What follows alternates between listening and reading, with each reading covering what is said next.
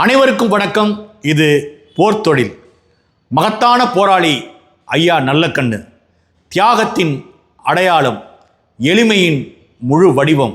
ஐயா நல்லக்கண்ணுவை பற்றி மிக முக்கியமான தகவல்களை இந்த காணொளி மூலம் போர்த்தொழில் வழங்குகிறது.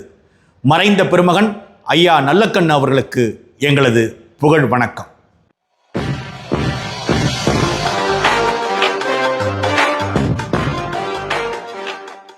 பொதுவாக அரசியலில் லட்சியவாதங்கள் தோற்கிற காலகட்டத்தில் நாம் வாழ்ந்துக்கிட்டு இருக்கோம். அரசியல்னா ஒரு தொழில், காசு போட்டு காசு சம்பாதிக்கிற தொழில் என்று நாம் சிறு வயதிலிருந்தே கற்பிக்கப்பட்டிருக்கிறோம். ஒரு போராட்டத்திற்கு வாங்கன்னு யாரையாவது போய் கூட்டா கூட இதில் கலந்துக்கிட்டா எனக்கு என்ன கிடைக்கும், எவ்வளவு காசு தருவீங்க அப்படின்னு கேட்குற மனிதர்களுக்கு மத்தியில் நாம் வாழ்ந்துக்கிட்டு இருக்கோம். சுயநலமும் பொது வாழ்க்கையில் ஊழலும் கயமைத்தனமும் நிரம்பி இருக்கிற இந்த காலகட்டத்தில் தான் ஐயா நல்லக்கண்ணு போன்ற மனிதர்கள் வாழ்ந்து மறைந்திருக்கிறார்கள். ஐயா நல்லக்கண்ணு போன்ற மனிதர்கள் மனித சமூகத்தில் எப்போதாவது தோன்றுகின்ற அபூர்வமான குறிஞ்சி மலரை போன்றவர்கள். ஐயா நல்லக்கண்ணுவின் வாழ்க்கையை பற்றி பார்க்குறப்போ இப்படியெல்லாம் ஒரு மனிதர் வாழ முடியுமா, ஒட்டுமொத்தமாக தன் வாழ்க்கையை சமூகத்திற்காக அர்ப்பணிக்க முடியுமான்னு நினைக்க தோணுது. 1925ஆம் ஆண்டு திருநெல்வேலி மாவட்டம் ஸ்ரீவைகுண்டம் என்ற ஊரில் ஐயா நல்லக்கண்ணு பிறந்திருக்கிறாரு. அப்பா பேர் ராமசாமி, அம்மா பேர் கருப்பாயி. 9 குழந்தைகளில் 3வது குழந்தையா பிறந்த ஐயா நல்லக்கண்ணோட குடும்பங்கிறது மிகப்பெரிய ஒரு நிலச்சுவாந்தார் குடும்பம். அவங்க அப்பா ஜூரியா பணியாற்றிருக்கிறாரு. அவங்க அண்ணன் ஒருத்தவர் கஸ்டம்ஸில் டெபுட்டி கலெக்டராக இருந்திருக்கிறாரு. ஆரம்ப காலத்திலேயே ஒரு செல்வ செழிப்புள்ள குடும்பத்தில் இவர் பிறந்திருந்தாலும் அவர் மனசு முழுக்க மக்களுக்கு சேவை செய்கிறது என்கிற ஒரே விஷயத்துல தான் நினைச்சு நின்றுருக்கு. அவருக்கு தொடக்க காலத்தில் காங்கிரஸ் கட்சியின் மீது ஈர்ப்பு உண்டாயிருக்கு. காரணம், அப்போது நடந்த சுதந்திர போராட்டம். 1945 நடந்த 2ஆம் உலகப் போருக்கு பிறகு கம்யூனிஸ்ட் இயக்கங்களோட வளர்ச்சி உலகம் முழுக்க அபிரிதமாக இருந்திருக்கு. அந்த காலகட்டத்தில் தான் இயல்பாகவே நல்லக்கண்ணு கம்யூனிஸ்ட் கட்சியின் மீது ஆர்வம் கொள்ள தொடங்குறாரு. அதற்கப்புறம் தன்னை முழுநேர சமூக பணியாளராக, கம்யூனிஸ்ட் இயக்க தொண்டனாக அறிவித்து கொண்ட ஐயா நல்லக்கண்ணு அவர்கள் இந்திய நாட்டின் விடுதலைக்கு பிறகு கம்யூனிஸ்ட் கட்சி தடை செய்யப்பட்டப்ப நெல்லை சதி வழக்கு என்ற வழக்கில் அவர் கைது செய்யப்படுகிறாரு. 106 பேர் அந்த வழக்கில் கைது செய்யப்படுறாங்க. அதில் 16 பேருக்கு எழுத்தாளர் மாயாண்டி பாரதி உள்ளிட்ட 16 பேருக்கு, நல்லக்கண்ணையா, மாயாண்டி பாரதி உள்ளிட்ட 16 பேருக்கு ஆயுள் தண்டனை அங்கே விதிக்கப்படுது. அந்த ஆயுள் தண்டனை விதிக்கப்பட்ட அந்த வழக்கில் 1.5 ஆண்டுகள் ஐயா நல்லக்கண்ணு அவர்கள் விசாரணை கைதியா இருந்திருக்கிறாரு. அந்த 1.5 ஆண்டுகளும் ஐயா நல்லக்கண்ணு சிறை வாழ்க்கையில் மிகப்பெரிய கொடுமைக்கு உள்ளாக்கப்பட்டிருக்கிறாரு. ஏனென்றால் அந்த காலகட்டத்தில் கம்யூனிஸ்ட் கட்சி என்பது தடை செய்யப்பட்ட ஒரு இயக்கம். அதனால தடை செய்யப்பட்ட இயக்கத்தை சேர்ந்தவர்கள் எப்படி சிறை கொட்டடியில், அதுவும் விசாரணை கைதியாக இருந்த காலங்களில் கொடுமைப்படுத்தப்படுவார்கள் என்பது நினைச்சு பார்க்க முடியாத அந்த அளவுக்கு மிக மோசமாக இருக்குங்க. அந்த காலகட்டத்தில் தான் ஐயா நல்லக்கண்ணு நல்லா அடர்த்தியாக மீசை வச்சிருப்பாராம். அவருடைய மீசையை தனது ஒரு காவல்துறை அதிகாரி தனது சுருட்டால், பிடிக்கின்ற சுருட்டு இருக்கு பாருங்க, அந்த சுருட்டால் ஒன்றையும் பிடுங்கி, அந்த மீச முடியெல்லாம் பிடுங்கி அதை சுருட்டால் பொசுக்கி ரொம்ப அளவுக்கு அதிகமாக கொடுமைப்படுத்தியிருக்கிறாங்க. அந்த காலகட்டத்திலிருந்து ஐயா நல்லக்கண்ணு மீசையே வைத்துக் கொள்வதில்லை. இப்படி ஒரு தியாக வாழ்க்கை வாழ்ந்து கிட்டத்தட்ட ஒரு 9 ஆண்டுகளுக்கு பிறகு 1956ஆம் ஆண்டில் தான் ஐயா நல்லக்கண்ணு விடுதலையாகிறாரு. ஐயா நல்லக்கண்ணு போன்றே அந்த காலகட்டத்தில் மிகப்பெரிய ஒரு கம்யூனிஸ்ட் சித்தாந்தவாதியாக இருந்த அன்னசாமி என்பவரோட மகளைத்தான் ஐயா நல்லக்கண்ணு 1958 திருமணம் செஞ்சுக்கிறார். ஐயா நல்லக்கண்ணுக்கு 2 மகள்கள். ஒரு மகளோட பேரு காசி பாரதி, இன்னொரு மகளோட பேரு ஆண்டாள். இந்த இவ்வளவுதான் ஐயா நல்லக்கண்ணோட குடும்பம். ஊர்ல அவருக்கு சொந்தமான ஒரு வீடு, கொஞ்சம் நிலம் இருந்திருக்குங்க. அதற்கு பிறகு கம்யூனிஸ்ட் கட்சியோட முழுநேர ஊழியராக மாறிய பின் கம்யூனிஸ்ட் கட்சி கொடுக்கிற மாதந்தோறும் 2500 ரூபாய் என்ற பணத்துல தான் அவருடைய குடும்பம் நடந்திருக்கு. அம்மா ரஞ்சிதம் அம்மாள் ஒரு பள்ளியில வேலை பார்த்ததுனால, ஆசிரியையா இருந்ததுனால அவங்களுக்கு கிடைத்த அந்த குறைந்த அளவு வருமானம், இந்த 2 வருமானத்தை வச்சுதான் ஐயா நல்லக்கண்ணோட வாழ்க்கை நடந்திருக்கு. இதனால மிக எளிய வாழ்க்கை வாழ்ந்த ஐயா நல்லக்கண்ணு கட்சி வேலைகளில் எப்போதுமே ஆர்வம் கொண்ட நபராக இருந்திருக்கிறாரு. கிட்டத்தட்ட 12 ஆண்டுகள் இந்திய கம்யூனிஸ்ட் கட்சியோட மாநில செயலாளராக இருந்தவர். இந்திய கம்யூனிஸ்ட் கட்சியை பொறுத்த வரைக்கும் 2 முறை தான் ஒருவர் மாநில செயலாளராக இருக்க முடியும் என்பது கட்சியோட விதி. ஐயா நல்லக்கண்ணு தொடர்ந்து மாநில செயலாளராக இருக்க வேண்டும் என்பதற்காக கட்சி விதியிலேயே மாற்றம் செய்தது இந்திய கம்யூனிஸ்ட் கட்சி. அந்த அளவுக்கு மக்கள் ஆதரவு பெற்ற ஒரு மகத்தான தலைவராக ஐயா நல்லக்கண்ணு இருந்தார். ஏனென்றால் ஐயா நல்லக்கண்ணோட வாழ்க்கை அவ்வளவு எளிமையான வாழ்க்கை. ஒரு கட்சி தலைவராக இருந்த போதும் தனக்கென்று சொந்தமாக மகிழ்ந்து வைத்துக் கொள்ளாதவர். எங்க போனாலும் ஆட்டோவில் தான் வந்து இறங்குவார், இல்லாட்டி அவர் பேருந்துல ஏறி வருவார். நகர பேருந்துல எப்போதுமே காணக்கூடிய ஒரு தலைவராக, எளிமையான வாழ்வியல் பின்புலம் கொண்ட ஒரு தலைவராக ஐயா நல்லக்கண்ணு அவர் திகழ்ந்திருக்கிறார். இப்படி எளிமையாக தன் வாழ்க்கை அமைத்துக் கொண்டாலும் ஒரு கடுமையான போராட்டக்காரராகவும் ஐயா நல்லக்கண்ணு திகழ்ந்தார். அந்த காலத்தில் நிலவிய மிகப்பெரிய இந்த பண்ணையார் தொழிலாளிகளுக்கு இடையே இருந்த அந்த கொத்தடிமை முறையை ஒழிப்பதற்கு, சாதி ஒடுக்குமுறைகளுக்கு எதிராக, மணல் கொள்ளைக்கு எதிராக என்று ஐயா நல்லக்கண்ணு அவர்கள் போராடாத பகுதியே கிடையாது. அவருடைய வாழ்க்கையை ஒட்டுமொத்தமாக நம்ம வாசித்து பார்த்தோம்னா அதிகாரத்திற்கு எதிராக எப்போதுமே போராடக்கூடிய மனிதராக ஐயா நல்லக்கண்ணு திகழ்ந்திருக்கிறார். அவர் சிறையில் இருந்த அந்த 9 ஆண்டுகளில் கூட அவர் போராடிய போராட்டங்களின் காரணமாகத்தான் இன்று அந்த சிறைச்சாலையில் இருக்கக்கூடிய கைதிகளுக்கு கல்வி கற்கும் உரிமை வழங்கப்பட்டிருக்கிறது. இது ஐயா நல்லக்கண்ணு தன் வாழ்வில் சாதித்த மிக முக்கியமான ஒரு சாதனை என கொள்ளலாம். அதே போல அவர் 2010 காலகட்டத்தில் தாமிரபரணியில் மணல் அள்ளுவதற்கு எதிராக போராடிய போராட்டம், அதற்கு பிறகு நாம் தமிழர் கட்சி தாமிரபரணி ஆற்றில் இந்த தனியார் நிறுவனமான பெப்சி அங்க தாமிரபரணி நீரை உறிஞ்சி எடுத்த போது மிகப்பெரிய ஒரு போராட்டத்தை நடத்தியது. அதுல தன்னார்வலரா வந்து கலந்து கொண்டார் ஐயா நல்லக்கண்ணு அவர்கள். ஐயா நல்லக்கண்ணு தன் வாழ்க்கையில யாரு போராடினாலும் சரி, அதுல ஒடுக்கப்பட்டவர்கள் பக்கத்திலேயே அவர் நின்றார். எப்போதுமே பாதிக்கப்பட்டவர் பக்கத்துல நிற்பதுதான் அறம் என்ற முறையில அவர் வாழ்ந்திருக்கிறார். ஐயா நல்லக்கண்ணுவை பற்றி நான் இந்திய கம்யூனிஸ்ட் கட்சியில இருந்தப்ப சில விஷயங்களை கேள்விப்பட்டவொடனே நல்லக்கண்ணு பற்றி என் மனசுல மிக பிரம்மாண்டமான ஒரு உருவம் ஏற்பட்டுச்சு. ஏனென்றால் நான் அரசியல் ஆசானாக கருதுகின்ற ஐயா சி மகேந்திரன் அவர்கள் நல்லக்கண்ணுவிடம் பாடம் பயின்றவர். அவரை அரசியல் ஆசானாக கொண்டவர். அதுல எனக்கு மிகப்பெரிய ஒரு பெருமை. ஐயா மகேந்திரன் அவர்கள் நல்லக்கண்ணுவை பற்றி எப்ப சொன்னாலும் சரி, தோடர் RNK என்று மகேந்திரன் அவர்கள் சொல்லும் போதெல்லாம் அவருடைய குரல் தழுதழுக்கிறத நான் பார்த்திருக்கிறேன். 2004க்கு பிறகு இலங்கையில ஏற்பட்ட மிகப்பெரிய தமிழர் இன அழிப்புக்கு எதிராக யாருமே பேசாத சூழல்ல 2008 அக்டோபர் 2ஆம் தேதி இந்திய கம்யூனிஸ்ட் கட்சி முதலாக ஒரு உண்ணாநிலை போராட்டத்தை நடத்தியது. அந்த உண்ணாநிலை போராட்டத்திற்கு மூல காரணமாக இருந்தது ஐயா நல்லக்கண்ணு.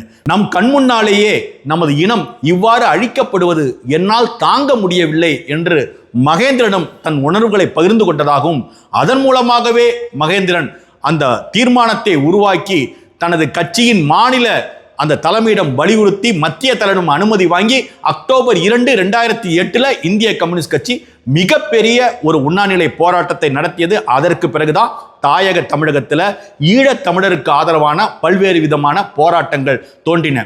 அப்படி இந்த தாயக தமிழகத்தில் ஈழத்திற்கு ஆதரவான போராட்டத்தை முன்னெடுத்ததில் முதன்மையானவர் ஐயா நல்லக்கண்ணு அவர்கள். 1999ஆம் ஆண்டுல ஐயா நல்லக்கண்ணு வந்து மாநில செயலாளராக இந்திய கம்யூனிஸ்ட் கட்சியில் இருந்தார். அந்த காலகட்டத்தில் தான் நான் சட்டம் படித்து முடிச்சுட்டு வழக்கறிஞராக கும்பகோணத்தில் பணிபுரிய வந்திருந்தேன். அப்போ கும்பகோணத்தில் வழக்கறிஞராக நான் பணிபுரிகிற தொடங்குகிற காலகட்டத்தில் இந்திய கம்யூனிஸ்ட் கட்சியில் என்னை அடிப்படை உறுப்பினராக இணைத்து கொண்டு ஐயா சி மகேந்திரன் அவர்களை எனது ஆசானாக, அரசியல் வழிகாட்டியாக நான் ஏற்றுக்கொண்டேன். அப்போதுதான் அவர் மூலமாக ஐயா நல்லக்கண்ணு பற்றிய பல செய்திகளை நான் கேள்விப்படுறேன். அதனால் ஐயா நல்லக்கண்ணு அவர்களை நேரில் சந்தித்து விட வேண்டும் என்று எனக்கு மிகப்பெரிய ஒரு ஆவல். ஒரு முறை இந்திய கம்யூனிஸ்ட் கட்சியோட தஞ்சை மாவட்ட அலுவலகம் கட்டிடப் பணிகளை பார்ப்பதற்காக ஐயா நல்லக்கண்ணு வந்திருப்பதாக ஒரு தகவல் எங்களுக்கு கும்பகோணம் தோழர்களுக்கு கிடைக்கிறது. அதை கேள்விப்பட்ட எனக்கு இந்த முறை ஐயா நல்லக்கண்ணு அவர்களை நேரில் போய் சந்தித்து விட வேண்டும் என மிகப்பெரிய ஒரு ஆர்வம் ஏற்பட்டுச்சு. அப்போதான் நான் ஐயா நல்லக்கண்ணு அவர்களை சந்திப்பதற்காக இந்திய கம்யூனிஸ்ட் கட்சி பழைய அலுவலகம், அதாவது தஞ்சாவூரில் இப்போது இருக்கிற அந்த அரண்மனை வளாகம் இருக்கிற அந்த தெருவில் தான் இந்திய கம்யூனிஸ்ட் கட்சியோட பழைய அலுவலகம் இருந்தது. அந்த அலுவலகத்து வாசலில் ஒரு கிணற்றடி இருக்கும். ஐயா நல்லக்கண் அவர்களை பார்க்க போகணும்னு திட்டம் போட்டுட்டு நான் அங்கே போனப்போ அலுவலகத்தில் யாருமே இல்லை, ஒரு வயசானவர் மட்டும் அலுவலகத்தில் குளிச்சுக்கிட்டு இருந்தார். நான் போய் அவர்கிட்ட கேட்டேன், ஐயா நல்லக்கண் அவர்களை நான் பார்க்கணும் அப்படின்னு. நீங்கள் கொஞ்சம் அமருங்க அப்படின்னு சொன்னாங்க. அதற்கப்புறம் நான் போய் அமர்ந்து காத்திருந்தேன். அப்பயும் யாரும் வரல. கொஞ்ச நேரத்துக்கு பிறகு அந்த கிணற்றடியில் குளித்த நபர் தான் வெள்ளை உடை அணிந்து கொண்டு நேரடியாக முன்னாடி வந்து உட்கார்ந்தாரு. வணக்கம் தோடர், நான் தான் RNK அப்படின்னு சொன்னார். தோடர் RNK என்று சொன்ன உடனே என் உடம்புல மிகப்பெரிய ஒரு சிலிர்ப்பு ஏற்பட்டு அடங்குனுச்சிங்க.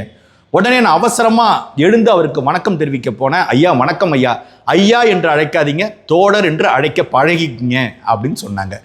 அப்போ எங்கள் 2 பேருக்கும் இடையே ஒரு உரையாடல் ஏற்பட்டுச்சுங்க. நான் உடனே என்னுடைய அறிவை காட்டணுங்கிறதுக்காக விஞ்ஞானம், சோசலிசம் பற்றி, பாட்டாளி வர்க்க புரட்சியை பற்றி நான் படித்த புத்தகங்களிலிருந்து மிக நுட்பமான கேள்விகளை தயாரித்து எடுத்துட்டு போய் அவர்கிட்ட கேட்டேன்.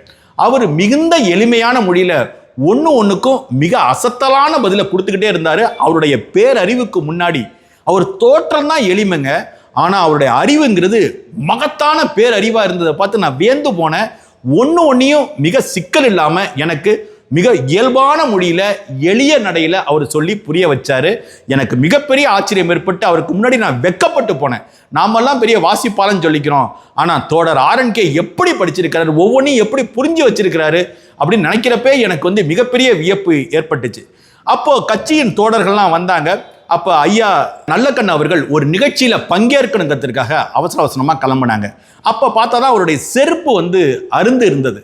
நான் உடனே ஏற்கனவே தப்பும் தவறுமா கேள்வி கேட்டு அவருக்கு முன்னாடி நம்ம மேதாவின்னு காட்ட முயற்சித்தோம், இப்போ ஒரு நல்ல பேர் எடுத்துருவோங்கிறதுக்காக நான் என்ன பண்ணேன், அவருக்கு பக்கத்தில் இருந்த ஒரு பேட்டா ஷோரூமில் விலை உயர்ந்த காலனி வாங்கிக்கிட்டு அவரை நேரடியாக போய் சந்திக்க போனேன். அவர் உடனே அதை பார்த்தார், வாங்கி அந்த பெட்டியை திறந்து பார்த்தாரு. அதில் விலை உயர்ந்த அந்த காலனிகள் இருந்ததை பார்த்தோன்னே அவர் என்னை மிகவும் கடிந்து கொண்டார். தோடர், நீங்கள் இப்படி செலவு பண்ணக்கூடாது, கட்சி தோடர்கள் மிக எளிமையாக வாழ பழகிக்கணும், சிக்கனமாக செலவு பண்ணணும், நமக்கு கட்சி வேலைங்கிறது அவ்வளோ வேலை இருக்குது, இயக்க போராட்ட நிகழ்வுகள் அவ்வளோ இருக்குது, அதனால் இப்படி விலை உயர்ந்த இந்த காலணிகள் எனக்கு தேவையில்லை, எனக்கு எப்போதும் நான் அணிகிற ஸ்லீப்பர் என்ற வகையில் இருக்கிற அந்த காலணிகளே போதுமானது என்று சொல்லி இந்த காலணியை கொடுத்துட்டு உடனடியாக உங்கள் பணத்தை திரும்ப வாங்கிக்கிட்டு எனக்கு ஒரு ஸ்லீப்பர் ஒன்று வாங்கிட்டு வாங்கன்னு சொன்னார். நான் உடனே போய் அதை கொடுத்துட்டு திருப்பியும் ஸ்லீப்பர் வாங்கிட்டு அவர்கிட்ட போய் கொடுத்தேன். அந்த பில்லை கொடுத்த உடனேயே நான் பாக்கெட்லேருந்து பணத்தை எடுத்து எனக்கு அதை உடனே கொடுத்துட்டாரு. நான் வாங்க மறுத்த இருக்கட்டுங்க, இல்லை தோடர், கட்சி தோழர்களுக்கிடையே பண உறவுங்கிறது ரொம்ப நேர்மையாக இருக்கணும் அப்படின்னு ஐயா சொன்னாங்க. எனக்கு உடனே வந்து மனசில் வந்து இப்பேற்பட்ட ஒரு தலைவன் தமிழ்நாட்டில் இருந்திருக்கிறாரு அப்படிங்கிறப்போ எனக்கு வந்து மிகப்பெரிய ஒரு வியப்பாக இருந்ததுங்க. அந்த காலகட்டத்தில் தான் பாராளுமன்ற தேர்தல் நடக்குது. கோயமுத்தூரில் ஐயா நல்லக்கண் அவர்கள் CP ராதாகிருஷ்ணனை எதிர்த்து 1999 அந்த பாராளுமன்ற தேர்தலில் நிற்கிறாங்க. மிக கடுமையான ஒரு போட்டி. அந்த தேர்தலில் திமுக எப்படியாவது BJP வேட்பாளர் CP ராதாகிருஷ்ணனை ஜெயிக்க வைக்கணுங்கிறதுக்காக மிகப்பெரிய வேலையை செஞ்சுக்கிட்டு இருக்கு. இந்த முறம் ஐயா நல்லக்கண்ணுவை ஜெயிக்க வைக்க எல்லா ஜனநாயக சக்திகளும் ஒன்றாக கூடி எல்லாரும் வேலை பார்த்துக்கிட்டு இருக்கிறோம். அந்த தேர்தலில் தான் ஐயா நல்லக்கண் அவர்கள் தோற்கடிக்கப்படுறாங்க. திமுகவோட உதவியினால பாஜக வேட்பாளர் ஐயா CP ராதாகிருஷ்ணன் அவர்கள் நல்லக்கண்ணுவை தோற்கடித்து வெற்றி பெறாங்க. ஒரு நல்லவருக்கு எந்தவித அரசியல் அங்கீகாரமும் எதிர்பார்க்காத ஒரு மனிதருக்கு இந்த நாடும் இந்த மக்களும் பரிசளித்தது தோல்விதான். அந்த தேர்தல் தோல்வியினால ஐயா துவண்டு போல அடுத்தடுத்த போராட்டங்கள், தேர்தல் முடிவு வந்த மறுநாளே ஐயா அடுத்த கட்ட போராட்ட வேலைகளுக்கு, உடனே கட்சி வேலைகளுக்கு ஐயா திரும்பிட்டாங்க. எப்போது பார்த்தாலும் எல்லா தோழர்களுக்கும் கிடைக்கக்கூடிய மிக எளிமையான மனிதராக ஐயா RNK அவர்கள் திகழ்ந்தாங்க. ஐயா RNK பற்றிலாம் நினைக்கிறப்போ எளிமை என்பது ஒரு மனிதனோட தோற்றமா அல்லது அவர் போட்டுக்கொண்டிருக்கின்ற வேடமா, இது போன்ற கேள்விகள் எல்லாம் பிறப்பதில்லைங்க. மாறாக எளிமை என்பது ஒரு மனிதனின் வாழ்வியல், அது ஒரு பண்பாடு என்று புரிய வைத்தவர் ஐயா நல்லக்கண்ணு அவர்கள். தமிழ்நாட்டு அரசியல் வரலாற்றில் ஐயா நல்லக்கண்ணு போன்ற மிக எளிமையான மனிதர்களுக்கு மிக உன்னதமான இடம்தான் கிடைச்சிருக்கு. அது காமராஜராக இருக்கட்டும், கக்கனா இருக்கட்டும், அந்த காலத்தில் இடதுசாரி தலைவர்களாக இருந்த சீனிவாச ராவா இருக்கட்டும், களப்பால் குப்புவா இருக்கட்டும், எண்ணற்ற தோழர்கள் சொல்லிக்கொண்டே போகலாம். இந்த எண்ணற்ற தோழர்களின் தியாகத்தினால தான் இந்த கீழ்த்தஞ்சை மாவட்டம் என்று சொல்லக்கூடிய இந்த நிலப்பகுதி இன்றளவும் ஒரு விடுதலை பெற்ற நிலப்பகுதியாக, பண்ணையார்களிடமிருந்து விடுதலை பெற்ற தொழிலாளர்கள், சுதந்திரமான விவசாய கூலிகள் உள்ள ஒரு பகுதியாக இந்த பகுதிகள் இருக்கின்றன. ஆனா அந்த செஞ்சட்டை தோழர்கள் இன்று இல்லாம போயிட்டாங்கிறது தான் கம்யூனிஸ்ட் கட்சிகளுக்கு ஏற்பட்டிருக்கிற மிகப்பெரிய ஒரு பின்னடைவா நான் கருதுறேன். 1925 பிறந்த ஐயா நல்லக்கண்ணு அவர்கள் தன் வாழ்க்கையில 101 வயசு வரைக்கும் வாழ்ந்து தனது இறுதி காலத்துல, தனது இறுதி நேரத்துல அவர் இருந்த இடம் அரசு மருத்துவமனை. அரசு மருத்துவமனையில் தான் அவர் உயிர் பிரிஞ்சிருக்கு. அவருடைய வாழ்க்கையில் எத்தனையோ போராட்டங்களை, எத்தனையோ தியாகங்களை செய்த அவருக்கு தன் வாழ்க்கையில் அவருக்கு ஏற்பட்ட மிகப்பெரிய பேரிழப்பு எதுனா அவருடைய மனைவி, வாழ்க்கை துணைவி அம்மையார் ரஞ்சிதம் மறைவு தான். அம்மையார் ரஞ்சிதம் அவரும் வாழ்ந்த அந்த வாழ்க்கை தான் இருக்கிறதுலேயே புனிதமான ஒரு காதல் வாழ்க்கையை நான் சொல்லுவேன். ஏனென்றால் எப்போதுமே ஊருக்கு உழைக்கின்ற ஒரு கணவன், எதையும் எதிர்பார்க்காம அவரை ஊருக்கு உழைக்க அனுமதிக்கிற ஒரு மனைவி. யார் வீட்டுக்கு போனாலும் சரி, அம்மையார் ரஞ்சிதம் அவர்கள்ட்ட வருகின்ற பதில் என்னவா இருக்கும்னா, தோடர் வெளில போயிருக்கிறாரு, வாங்க சாப்பிட்டு வந்துட்டீங்களா அப்படின்னு சொல்லி அந்த உபசரிக்கிற பாங்கு. ஐயா நல்லக்கண்ணு அவர்கள் தனது வாழ்க்கை துணையை பற்றி அவர் எழுதுகிறப்போ, இன்னைக்கு ரஞ்சிதம் இல்லாமல் என்னுடைய வீடே இருண்டு கிடக்கு, தனிமையால் எனக்கு மிகப்பெரிய தாங்க முடியாத வலி ஏற்பட்டிருக்குங்கிறது தான் அவர் இறுதி காலத்தில் அவர் மனசுக்குள்ள நிழலாடிய சோகம். ஐயா நல்லக்கண்ணு அவர்களோட 80வது பிறந்தநாள் விழாவில் இந்திய கம்யூனிஸ்ட் கட்சியின் தோழர்கள் எல்லோரும் சேர்ந்து 1 கோடி ரூபாய் அவருக்கு ஒரு நிதியாக கொடுத்தாங்க.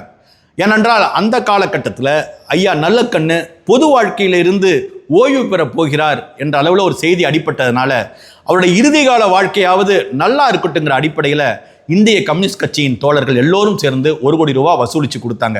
ஆனால் ஐயா நல்லக்கண்ணு அவர்கள் அந்த தொகையும் எடுத்து அதில் 50 லட்சம் ரூபாய் கட்சிக்கும் 50 லட்சம் ரூபாய் விவசாய சங்கத்திற்கும் ஐயா பிரித்து கொடுத்துட்டாங்க. அதே போல் 2022 தமிழ்நாடு அரசு அவருக்கு தகைசால் தமிழர் என்ற ஒரு விருது வழங்கி 10 லட்சம் ரூபாய் பணத்தை ஐயா தமிழக முதலமைச்சர் மு.க. ஸ்டாலின் அவர்கள் கொடுக்குறாங்க. அதே மேடையில் அந்த தொகையை பெற்றுக்கொண்டு மேலே ஒரு 5000 ரூபா வச்சு அந்த 10,05,000 ரூபா பணத்தை முதலமைச்சர் நிவாரண நிதிக்கே திருப்பி கொடுத்துட்ட பெருமகன் தான் ஐயா நல்லக்கண்ணு அவர்கள். ஐயா நல்லக்கண்ணு போன்றவர்களின் வாழ்க்கையிலிருந்து நம்ம என்னத்தை கற்றுக்கிறோம்னா, இந்த அரசியல் என்பது எப்படிப்பட்டதாக இருக்கணும். மிகப்பெரிய காரில் இந்த மொட வேட்டி சட்டையை போட்டுக்கிட்டு இந்த சட்டப்பையில் யாராவது ஒரு தலைவர் படத்தை வச்சுக்கிட்டு கேவலமாக அலையிறது பேர் தான் அரசியலா? அல்லது அரசியல் தலைவர்களை வாழ்க வாழ்க என கூப்பாடு போடுவது, கட்சி கூட்டங்களில் வேலி மேலே ஏறி நிற்கிறது, நாற்காலிகளை உடைக்கிறது போன்ற இந்த அரசியல் தற்குறிகளால் ஏற்பட்டிருக்கின்ற இந்த சீரழிவு காலத்தில் வாழ்ந்துகிட்டு இருக்கிற நமக்கு ஐயா நல்லக்கண்ணு போன்றோரின் வாழ்க்கையிலிருந்து பெற்றுக்கொள்ள வேண்டிய படிப்பனைகள் மிக மிக அதிகங்க. என்னன்னா, அரசியல் என்பது பொதுமக்களுக்கு எளிமையான முறையில் செய்யக்கூடிய சேவையாக இருக்க வேண்டும் என்பதில் ஐயா நல்லக்கண்ணு போன்றவர்கள்லாம் மிக தீவிரமாக இருந்தாங்க. தங்கள் வாழ்நாள் முழுக்க அவரை எதிரியாலும் கை நீட்டி குறை சொல்ல முடியாத அளவிற்கு ஒரு தூய வாழ்க்கையை வாழ்ந்தாங்க. ஐயா நல்லக்கண்ணுக்கு என்று சொந்தமான வீடு இல்லை. அவர் இறுதி வரைக்கும் வாடகை வீட்டில் தான் வசித்தார். அரசு மருத்துவமனையில் தான் வைத்தியம் பார்த்துக்கிட்டார். தன் எல்லா வாழ்க்கையிலையும் தனது செலவுகளை குறுக்கி கொண்டு எளிமையான வாழ்க்கையை வாழ்ந்து தனக்கு கிடைச்சதெல்லாம் இந்த சமூகத்திற்கு வாரி வழங்கிய ஐயா நல்லக்கண்ணு தனது இறுதி நேரத்திலையும் கூட தன் உடலை கூட மருத்துவக் கல்லூரி மாணவர்களின் ஆய்வுக்காக ஒப்படைக்கிறேன்னு சொன்னாரு பாருங்க. அவர் செய்ததிலேயே மகத்தான தியாகம் அந்த தியாகம் தாங்க. நினைச்சு பார்க்குறப்பே நமக்கு ஆச்சரியமா இருக்கு. ஐயா நல்லக்கண்ணு போன்ற மனிதர்கள் வாழக்கூடிய சமூகத்துல தான் நாமெல்லாம் வாழ்ந்துகிட்டு இருக்கிறோம் அப்படின்னு நினைக்கிறப்பே எல்லோருக்கும் உண்மையிலேயே கூச்சம் வரணும். ஆனால் அதெல்லாம் பற்றி யாருமே கவலைப்படுறதில்லை. திரைப்படங்களை நடிச்சுட்டு நேரடியாக திரையரங்க இருட்டிலிருந்து சிஎம் சீட்டுக்கு தாவுறாங்க பாருங்க. எந்த கள போராட்டமும் கிடையாது, எந்த மக்களோட போய் நின்னதும் கிடையாது, மக்களின் துயர் தெரியாது, மண்ணின் வாசனை தெரியாது, மணல் கொல்லனா என்னன்னு தெரியாது, கனிம வள கொல்லனா என்னன்னு தெரியாது. ஆனா உடனே முதலமைச்சரா ஆயிரணும்னு அரசியல் அங்கீகாரம் தேடி அலைகிறாங்க பாருங்க. அவங்க ஐயா நல்லக்கண்ணு வாழ்க்கையிலிருந்து கற்றுக்கொள்ள வேண்டிய படிப்பனைகள் 1000 இருக்குங்க. ஐயா நல்லக்கண்ணு தன் வாழ்க்கை முழுக்க இப்படி மக்களுக்காக போராடிய அந்த போராட்ட கதைகள் என்றென்றும் மக்களுக்காக போராடுகிற சமூக போராளிகளின் நினைவுல தேங்கி நிற்குங்க. ஒவ்வொரு முறையும் மக்களுக்காக போராடும் போது அந்த நாள்ல அந்த இரவுல படுக்கிறப்ப இன்னைக்கு நாம உருப்படியா செஞ்ச வேலை என்ன அப்படின்னு நினைக்கிறப்ப இன்னைக்கு மக்களுக்காக போராடணும், மக்களுக்காக உறுதியாக நின்றோம், மக்கள் உரிமைக்காக களத்துல நின்றோம்ங்கிற ஒரு எண்ணம் வருது பாருங்க. அன்னைக்கு நாம நிம்மதியா ஒரு தூக்கம் தூங்குவோம். அந்த தூக்கத்துல லட்சிய கனவாக வருபவர் ஐயா நல்லக்கண்ணு தான். ஐயா நல்லக்கண்ணு போன்ற கதாநாயகர்கள் தான் சமூக வரலாறை எழுதும் போது அவர்கள் தான் வானில் மின்னும் நட்சத்திரங்களாக அவர்கள் மின்னுவார்கள். சமூக போராளி தோழர் ஆர்என்கே என்று சக தோழர்களால் அழைக்கப்பட்ட ஆளுமை பெரும் தமிழர், தமிழர் தேசிய இன வரலாற்றில் அரசியல் அடையாளமாக திகழ்ந்தவர், மிகச்சிறந்த தமிழ் உணர்வாளர் எங்கள் ஐயா நல்லக்கண்ணு அவர்களுக்கு எங்களது மனமார்ந்த புகழ் வணக்கத்தை செலுத்துகிறோம். நன்றி, வணக்கம்.